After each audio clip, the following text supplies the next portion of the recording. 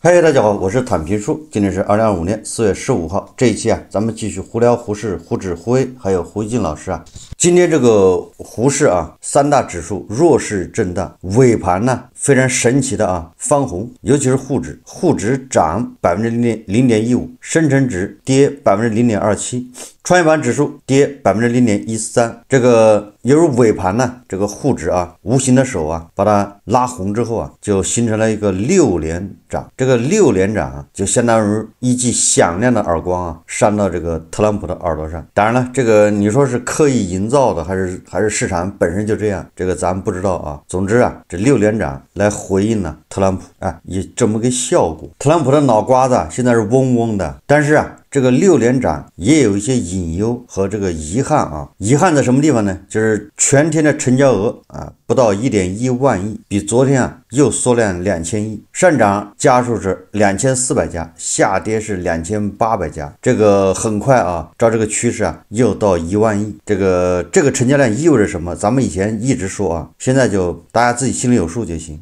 沪指6连阳，刷新年内记录。咱们只知道沪指有9连阴，它能搞个6连阳，这说明什么？这就是要让特朗普知道咱们的厉害。什么顶背离，什么量价背离，在这个看不见的大手这儿，那都是小玩闹金融消费者还是根据自己的口袋决定捐多少，实在没钱就少捐一点钱多捐一点。这毕竟是跟特朗普以及这个小集团在打仗呢，贸易战那也是战，所以这个金融消费者用自己的口袋去支持没毛病也只有我们的胡市能够做到指数翻红，指数6连阳，但是散户呢他恐怕还是在捐款的这么个状态，就可以把散户捐款消费和这个指数上涨拉红，完美的把它合二为一这个不容易做到一般的散户赔钱，那就是指数要跌对吧？散户赚钱，指数要涨，或者指数涨，散户要赚钱。但这个那是在美西方的这个资本市场是这样的，咱们这个资本市场那还是听指挥你比如说吧，这个全球最厉害的排名前2位的这个资管公司贝莱德，前一阵子不是超人要准备把23个国家的40多个港口卖给贝莱德吗？这个贝莱德他在全球什么地方投资他都是手拿把掐，但唯独到了胡市他觉得重新适应，重新学习，他在其他市场上总结的那些经验客观规律，在胡市这儿统统的不灵统统失效。说这个贝莱德的全球投资逻辑与其在 A 股遭遇的困境形成了鲜明对比。他说在美国该机构擅长通过政商资源联动切入核心资产领域，借政策红利实现收益。在全球市场，其惯用的策略是直接入股行业龙头，以相对稳健的长期持有模式分享经济增长红利。这种政府协同加核心资产配置的路径，在成熟市场往往能发挥规模效应。然而 A 股市场的生态却存在显著差异。一方面，国内投资者结构以个人为主，短期回报诉求强烈，导致依赖长期价值沉淀的投资策略难以落地。另一方面， A 股市场博弈属性突出，资金流向、政策解读与情绪驱动的关联性更强，与贝莱德购网依赖的长期价值加政商资源模式形成逻辑冲突。这种市场本质的差异才是导致其业绩承压的关键症结，并非水土不服，而是其成熟的全球投资框架在以短期博弈为特征的 A 股赛道中难以找到适配的落地场景。你看看这个贝莱德在全球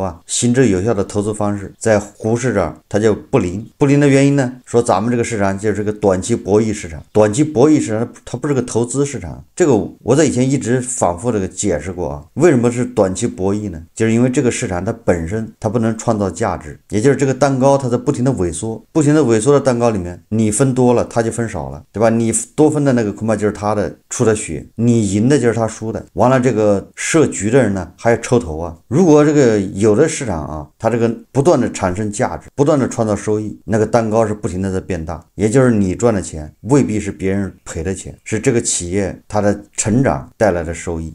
而我们这个胡氏呢，对吧？这种上市公司少之又少，你也不能说没有。5000多家上市公司里面，大部分都是什么公司呢？我们来看看啊，告诉大家什么样的公司在胡氏。这个上市30多年的这个东方集团，咱就不说了。还有更神奇的，这个经济观察报报道啊，说獐子岛业绩预告修正。獐子岛发布2024年度业绩预告修正公告，这次扇贝没跑，獐子岛又要亏了，亏损扩大近10倍。4月14号，曾因扇贝跑了事件被关注的獐子岛发布2024年业绩预告修正公告，预计规模净利润为亏损2187万元。这是经济观察报报道的啊，也就是我理解不了的是，为什么这样的公司它还在胡氏里面？就是留着这样的公司到底想干什么？其实他造的孽还不够多是吗？这个扇贝一会儿跑了一会儿回来了，闹了多少年了？董事长好像被抓了吧？为什么这公司它就不能退市呢？就这样的公司它要上市到底是要干什么？你看现在还在这儿现眼呢，这不2024年亏损2187万，这样的例子比比皆是啊。就是说胡氏都是些这样的上市公司，你说这个胡氏拿什么让它走牛？你底气不足啊。关于胡氏啊，咱们就聊这么多啊。这个现在是特殊时期啊，少说两句啊，咱们还是聊一聊特不靠谱吧。对于这个特朗普啊，以及特朗普这个小集团呢，这个最近这种疯狂的表演啊，这种也可以说叫倒行逆施吧。当然这些所作所为啊，让这个华川粉呢，那如获至宝啊，欢欣鼓舞啊。就是我这个节目啊，天天骂华川粉，依然还有好多华川粉在下面孜孜不倦的，就是他一定要看，怎么骂他都没用。当然了，我也不厌其烦的解释一下啊，什么叫华川粉呢？就是以特朗普为偶像，拿特朗普当神话特朗普，不允许你批评特朗普。你只要一批评特朗普，你就是这是大外宣，你是有接受什么任务啊？有人给了你钱，让你骂特朗普，就是这种货色啊。有些人呢，特朗普没上台之前，他也支持乌克兰反抗俄罗斯侵略。特朗普一上台之后啊，马上就开始阴阳怪气。他的口径和步调啊，就跟这个特朗普啊、马斯克一致了，开始攻击乌克兰人的这种反抗俄罗斯侵略。什么这个世界没有正义，没有什么天下，没有什么道义，这些人就是慕强心理啊，就是谁强谁有理，谁说了算。但是这些观点都不值一驳啊，因为就是太弱智啊。他认为这个乌克兰就应该投降，你这抵抗没有意义，流血对吧？死了那么多人不值。他这一句话把整个过去啊2战都推翻了。为什么要反抗？那当年中国为什么要抗日啊？所以说这些货色啊，本质上就是命好，就他晚生了几十年，如果早生几十年，他就是妥妥的汉奸呢。哪一天普京啊调转枪口对准美国，这些华川粉是不是也呼吁美国跪下来投降啊？有什么好反抗的？要死人的。万一普京一不高兴扔2颗核武器，得死多少人呢？为什么要投降？为什么要反抗呢？所以这些华川粉有一个算一个，这基本上就是畜生了，跑到美国去继续丢人现眼。这就是风箱里的老鼠啊，里外不是人，对吧？在美国很有可能被万斯啊，被特朗普这个发动这个铁锈区啊，这个红脖子啊，把他们赶回来，也有可能要没收他们的财产。这不万斯不是已经放风了吗？对吧？也有可能要没收这600万华人的财产。华川粉啊，最终啊要为自己的愚蠢买单呢。当然了，这个如果华川粉在国内，那就更不好理解了啊，不太清楚这人他到底怎么想的。这个华川粉呢，他就为了他心中的那些说不清道不明的那些理想，所谓的理想实际上是个人利益。他希望把有些国家搞乱，就是为了实现他的那理想。这国家乱了，这国家是民不聊生啊，人生灵涂炭，这不重要。他跟普京的想法一样，这都是耗材。为了某种理想，这些人都可以牺牲。这我说了，这个理想不是正义啊，是他心中的那种个人利益，他不是这个社会大众共同利益啊。特朗普和万斯啊，现在所作所为啊，离这一天啊越来越近，因为在他们的煽动之下啊，对吧？美国的民粹啊，那当然是有样学样，对吧？现在也是水涨船高啊。总有那么一天啊，恐怕这些华川粉呢要自食恶果，自己酿的苦酒。当然了，不是他酿的啊，这华川粉也没这能力酿这个特朗普这个苦酒啊，他也只是跟着后面敲边鼓啊，因为他是边缘人物嘛，不是这个美国的主流社会啊。特朗普开席啊，吃大桌啊，华川粉连那个小孩那一桌都坐不上的，他属于在老远的看着的，属于鼓掌喝彩的，伸着脖子看。哦，你看特朗普吃肉了，贼棒！哎，你看万斯吃鸡腿了，吃鲍鱼了，他就属于那种吃的真好。不过啊，这个美国啊，人家毕竟啊还是老牌的帝国主义啊，资本主义吧。人家还是有制约，还是有反对党。你比如说啊，这个好像是应该是加利福尼亚州的那个民主党议员呢，叫加里德·霍夫曼，他就抨击这个共和党啊，他号召这个共和党还有美国民众，但是包括化妆粉我不知道啊，因为在他们眼里化妆粉恐怕也不算人嘛，不值得拉拢，不值得统战呢。这个霍夫曼说啊，说当他们厌倦了奉承唐纳德·特朗普时，就打电话给我们，号召啊，这个如果你烦了这个特朗普，你就给民主党打电话。这个加里德·霍夫曼火力全开，狂喷这个共和党，说你们成天跪舔特朗普搞政治秀，浪费国会时间。特朗普的关税战搞崩经济，政府停摆，害基层人服务瘫痪，纵容石油巨头污染墨西哥湾，让黑人穷人来背锅。你看黑人穷人他都不提这个化妆粉，所以这些化妆粉在美国确实是一种寄生虫的这个状态，怪不得美国人瞧不起啊。这个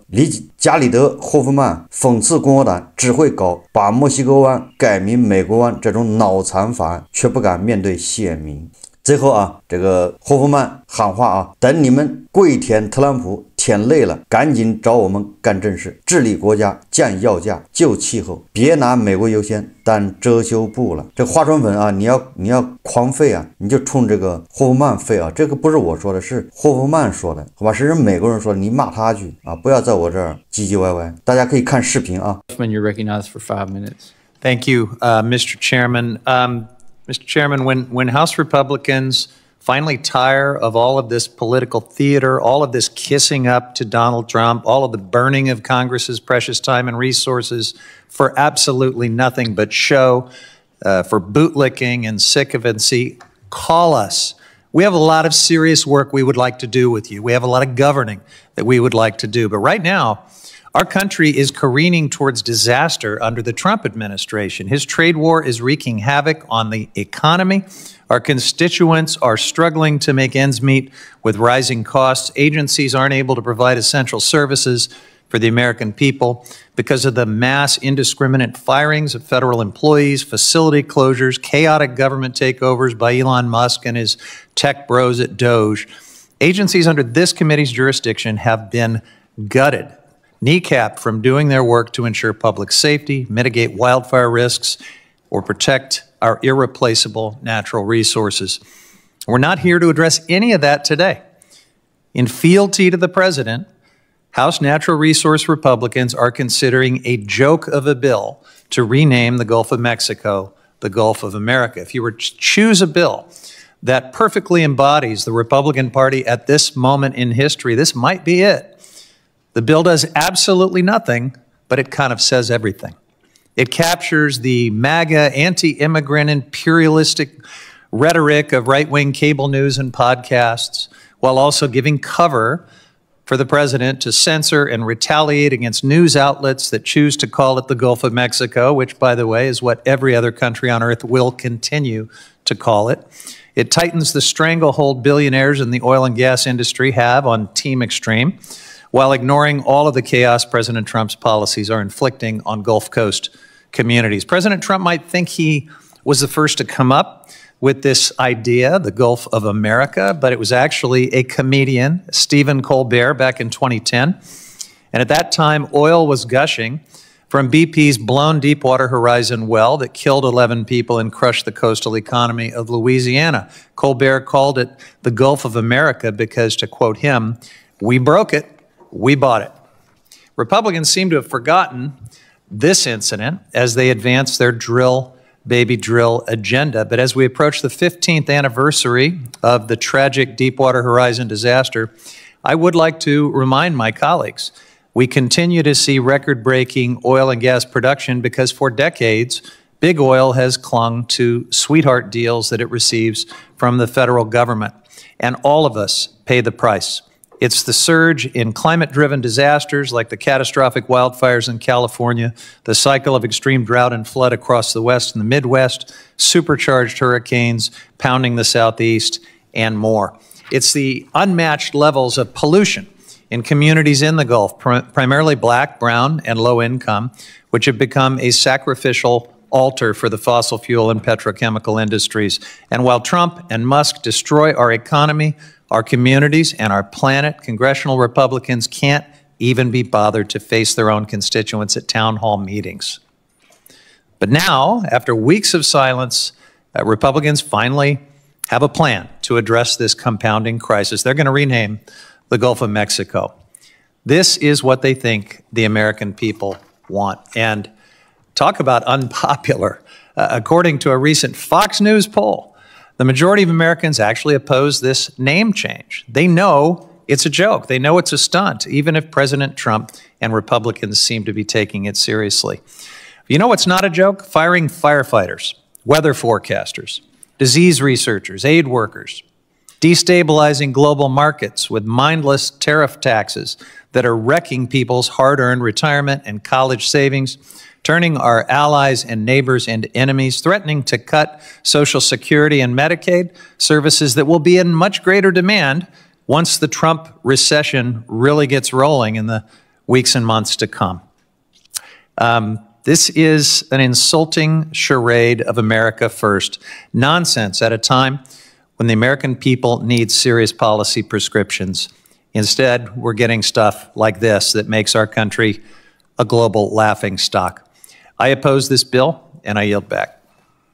这个霍夫曼啊，抨击直指共和党政策空心化，用象征性议题掩盖治理无能，以环境代价和阶层剥削换取短期利益。我们再看看这个胡锡进老师啊，胡锡进老师今天发个微博啊，这很有意思啊。他指责啊，说特朗普在操纵股市。他这么说的，他说特朗普啊，无疑在操控股市。他在美国时间周一中午对媒体谈到苹果产品时说啊，我是一个非常灵活的人，可能会有事情发生。我和苹果公司的库克谈过，他的表态支持了苹果公司当天的股票表现。但是在北京时间周一凌晨，也就是中国 A 股开盘之前几个小时，特朗普说了针对中国电子产品的狠话。他的强硬口气让人担心，美国对苹果等电子产品关税的豁免可能不包括中国这一块。他显然有意给中国 A 股施加压力。